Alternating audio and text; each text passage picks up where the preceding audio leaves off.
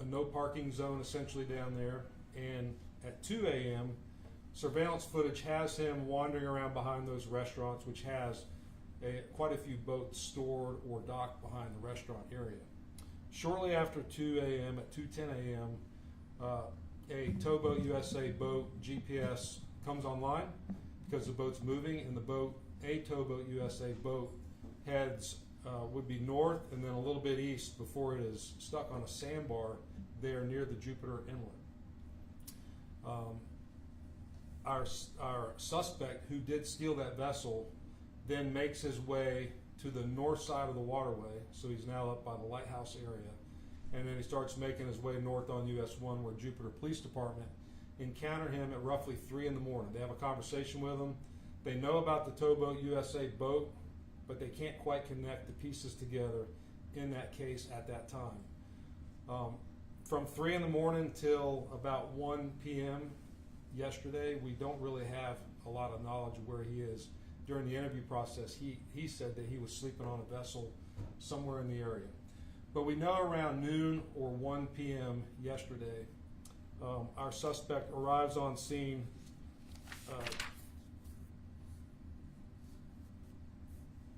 down at a marina in South County, Hope Sound. He is conversing with different individuals down there. We're trying to piece together witness statements, and we're trying to pull video footage, which we don't have yet. But we know for about a 3-hour period, he is from a restaurant down there, Tiki 52, out on the dock, back to the restaurant, and witnesses say he's actually in the vessel, a 68-foot yacht, prepping that vessel for launch. And I'm not a boater, but it's my understanding that it's a complex process to take a vessel of that size and get it ready for launch. I guess there's electrical things that have to be switched. There's certain generators that have to be turned off, certain ones that have to be turned on, and then of course just the functionality of the boat with the engine is its own process. So between 1 and 3:55-ish yesterday, he's in and out of that vessel. He's on and off the dock, interacting with people down there, seemingly belonging there. He blends in well. At 3:55 yesterday, we got our first 911 call from the dock master down at the dock, and the dock master had observed the vessel leaving the area, knew something was seemingly off, and had reached out to the captain of the vessel, asking the captain, "Hey captain, I see the vessel's leaving. I don't have you on my list as going out to sea today. Are you indeed actually on the vessel going out to sea?" And the captain's response was no. They then made contact with the owner, and the owner verified that no one should be on the vessel.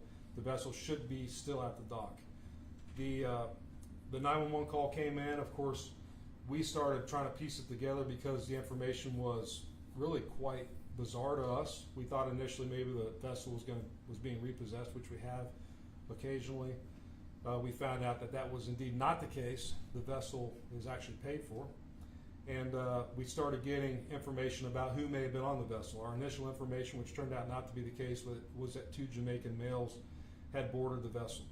What we did know, though, was that the vessel was making its way northbound up the intercoastal waterway towards the Hope Sound area. Our watch commanders and supervisors on scene immediately started setting a mobile perimeter, including Jupiter Island Police Department. So on both sides of the intercoastal waterway, there was a perimeter that followed the route of the boat. In case our suspect bailed off the boat or swam from the boat to shore, we could immediately take him into custody and keep that individual or individuals from running loose on either Jupiter Island or on the preserve area. But as the vessel made its way north, multiple Marine units from different jurisdictions responded. And that included the Martin County Sheriff's Office, FWC, and the Jupiter Island Marine Unit. Our aviation unit also responded. And as they pieced together more information, they locked onto the boat, realized that they were at an extreme tactical disadvantage. We're talking about a 3-story yacht, 68 foot, and our vessels with 1 or 2 Marine officers were not suited to safely take those individuals into custody. And they were trying to do announcements through the PA at that point, trying to get him to come into compliance, and there was no communication. Our supervisors did a good job of having the Hope Sound and the Cato's Bridge locked down temporarily to keep our vessel in between those bridges so he couldn't escape But as he made his way to the Hope Sound Bridge, he started pushing on the pilings that are below the bridge, and the decision was made because we had helicopters in place, or our helicopters in place, boats in place, and at this point tactical officers in place. We made the decision to open the bridge so the boat didn't cause, if it could cause, any damage to the bridge.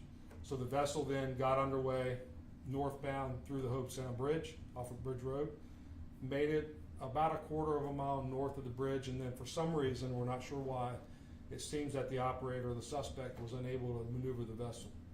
Our Marine deputies at that point were in place, having had time to talk through different tactics. They came up with a plan of beaching the suspect vessel, the stolen vessel, which they did, and that consisted of multiple boats, smaller boats, powering heavily against the side of the stolen vessel and pushing it into the mangroves where it was disabled.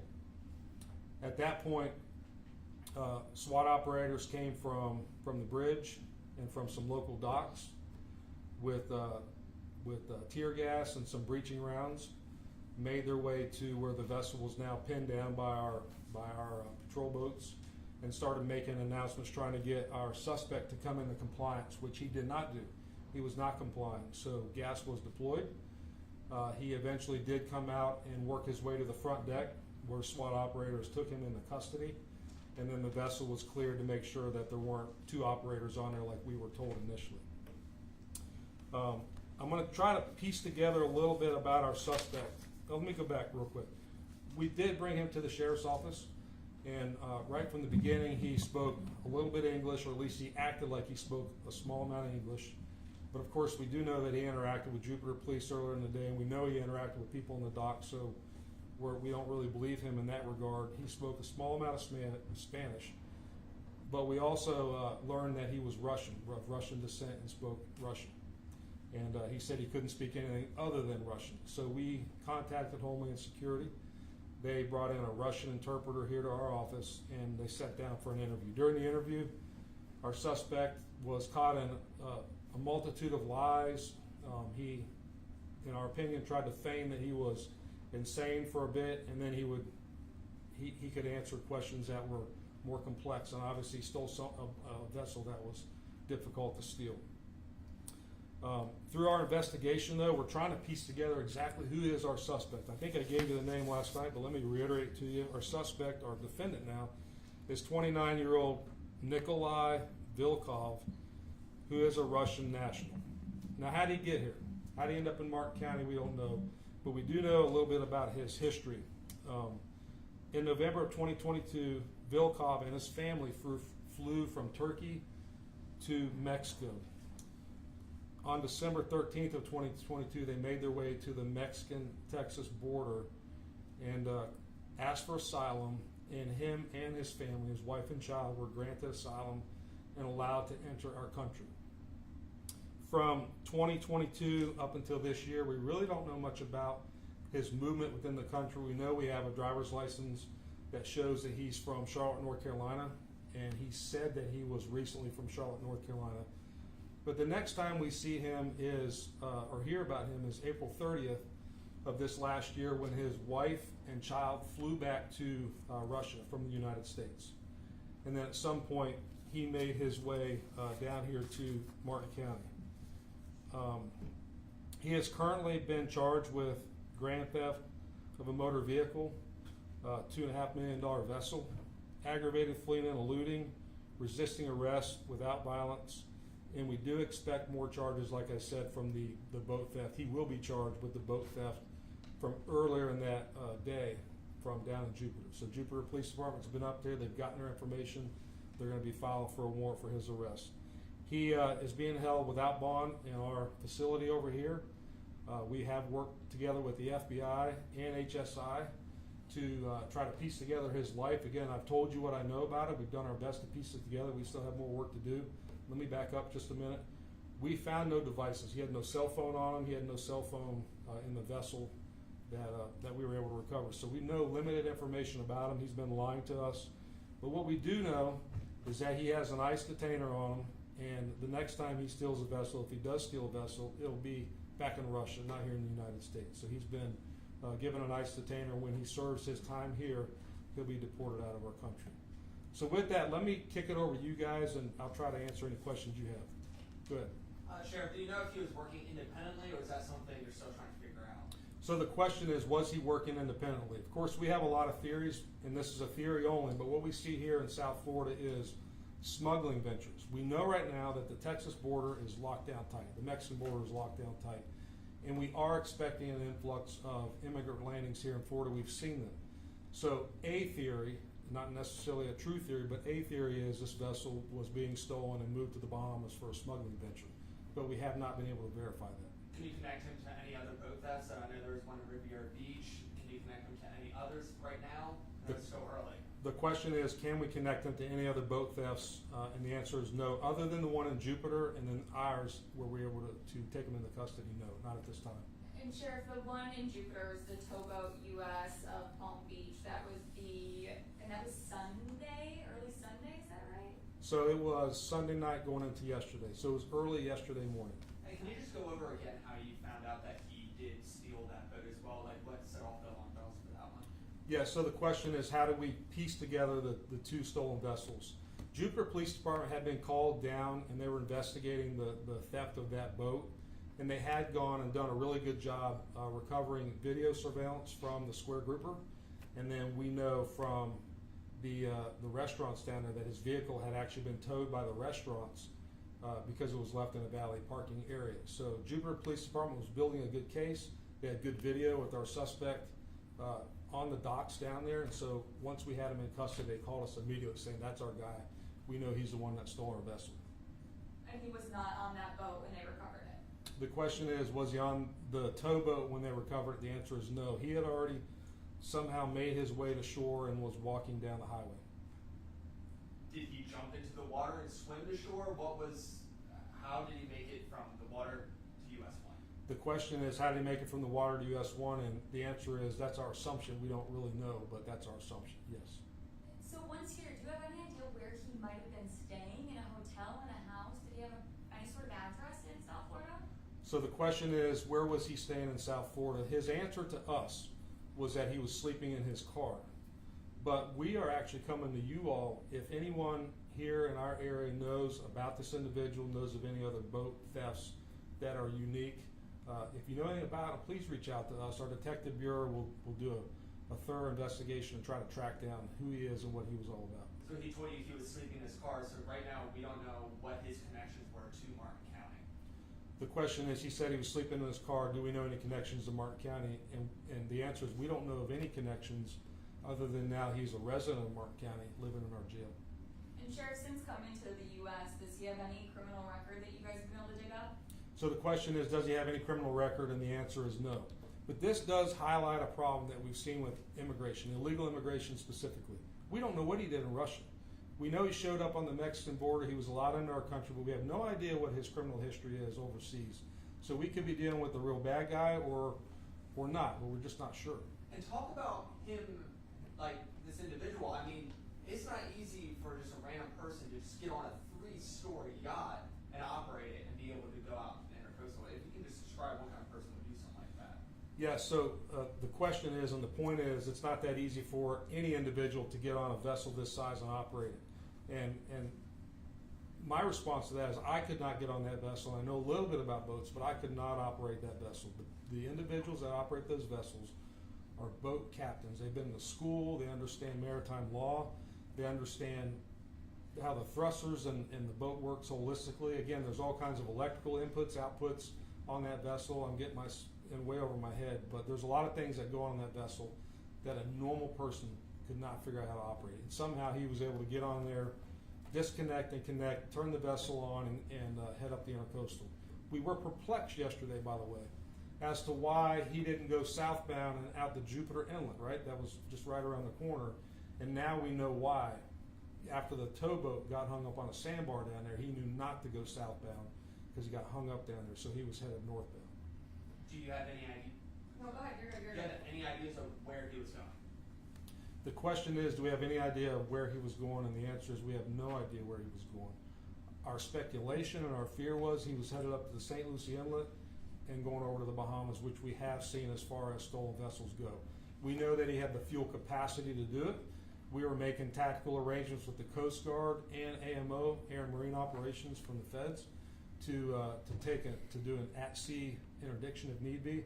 But we really were in a quandary as far as tactically how to tackle the issue we had. It was almost like trying to stop a semi with a small car, and that's what our marine operators were doing yesterday. And Sheriff, no cell phone or device on the yacht with him. Was there one found in his Tesla or in any of his possession whatsoever? So the question is, no device found on the yacht or on him. Was there any in the car? And the answer is we're doing a search warrant for the car to try to see what's in the vehicle. The only thing on the yacht that belonged to him was a change of clothes. Of course, he knew we were onto him for a period of time as he made his way north in the intercoastal waterway. He could see our vessels. He could see us setting up, our deputies setting up.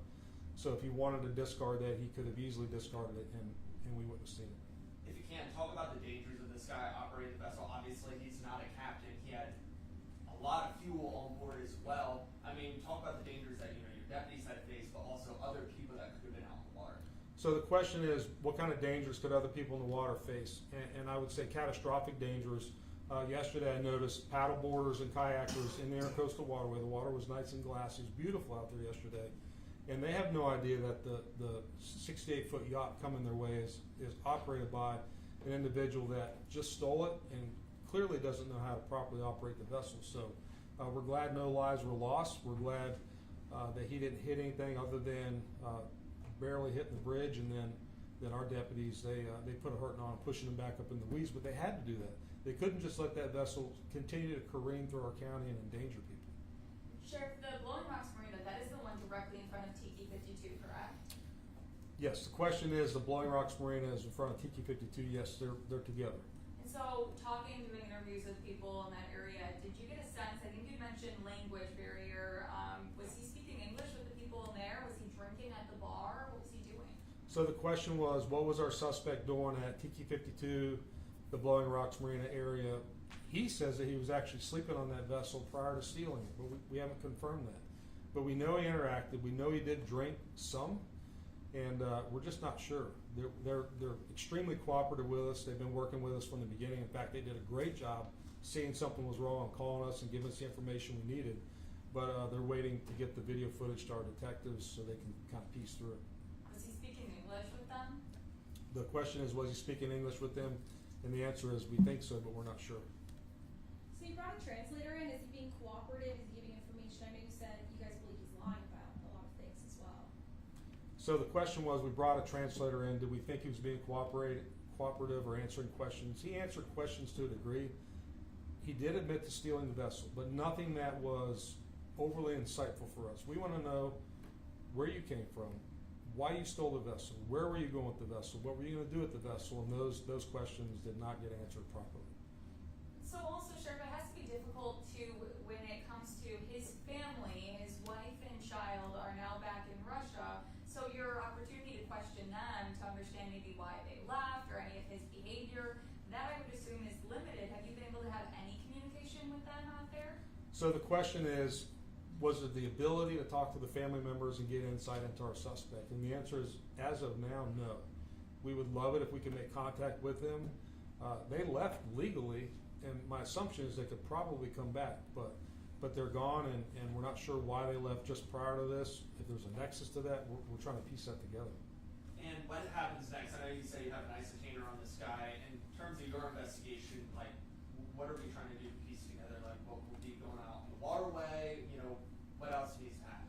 So the question is, what happens next? The answer is search warrants on the phones, pulling videos, talking to people on the dock, reaching out to your viewing audience, seeing if anyone knows or saw anything that was suspicious, and doing our best to piece it together. Again, we may never know exactly what was taking place, but what we do know is that he will not be stealing boats here anymore. He will be deported. And you said at the beginning, have you ever ran into something like this before? I mean, this is bizarre.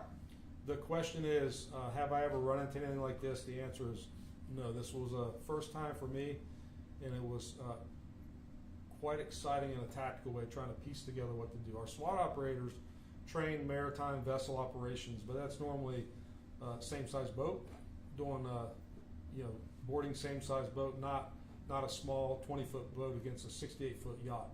And again, tactically, our deputies did a phenomenal job yesterday, thinking on their toes, pinning that vessel down, calling in tactical resources. Keep in mind that vessel's 3 stories, all blacked out windows, one-way glass, so he can see us, but we can't see him.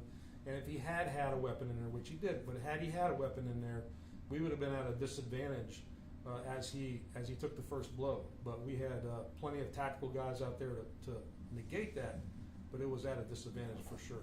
Just confirm, he did not have a weapon on board that belonged to him. Because I know Just there have been flare guns on board. Was there anything that he could have used? But Just the question is, just to confirm, he did not have any weapons on board. There were flare guns, there were things on there that would have been detrimental for him, not for our SWAT guys. They would have been fine. Sheriff, last question for me. In your experience in law enforcement, I know Tyler had asked just how bizarre this case was, but if looking at this now and knowing what you guys know and what you don't know, what about this case and what about this suspect may not sit right with you? What is kind of your biggest concern with this guy? So the question, I think, by boil it down, is what is our takeaway? What's our concern? Is you never know what's going on at a larger level. We do know where we sit. We know we're on a border. We know we've had Russians come in here before, Chinese. The list goes on and on. So we're aware of that. So and we're concerned about that. So it's our job as we see pressure start to build on the Mexican border, pay attention over here, which we've done. We've gone and gotten our guys certified federally where they can take action. Our Marine deputies clearly, they executed well yesterday, so we're trying to be cutting edge. We're working with Palm Beach County, AMO to stay on that. But again, tactically, we got to go back to the drawing boards and make sure we're in a position where we can mitigate these kind of situations. We did a good job yesterday, and we're thankful no one was hurt, but that could have been a lot worse. Do you know how much time he'll serve in jail before he's deported? The question is, how much time will he serve in jail? And the answer is, I don't know. He would score prison time based on the value of the vessel that he stole, and then again, the value of the vessel that he stole down in Jupiter. So he is looking at time before he's deported. He's not just going to be released and get out of his sentence here before he's sent back. Is that all? Thank you, everyone. Thank you all. Thank you, Sheriff.